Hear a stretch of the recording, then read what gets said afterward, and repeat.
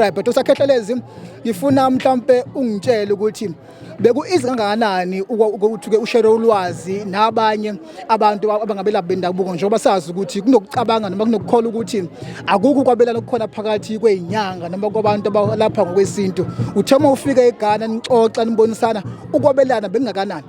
Into engiyithandile mfowethu oqala eGhana ngithanda ukuthi it wasn't only Ghana kuphela.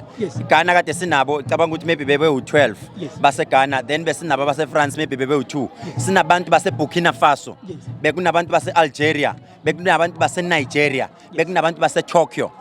Into engiyitholile mfowethu ngithola ukuthi laphana into abayaziyo babambene. Into engiphatha kabi kakhulu ngihlala ngisho ngithi mina let's promote lento ukuthi abelaphi bendabuko eSouth Africa ake sizameni ukubambana. Asingayini ngokuthi loyana ngoba usahamba ngeRange Rover, loyana usahamba ngemoto encane kanje bese sithathana kancane. And into exabanisa abantu base South Africa isikhathi esiningi ama clients. Client liyafika lithi uKhehlelezi ungenzile into yamayilunganga ebese ujika wena nyanga ngumkhulume kabi uKhehlelezi.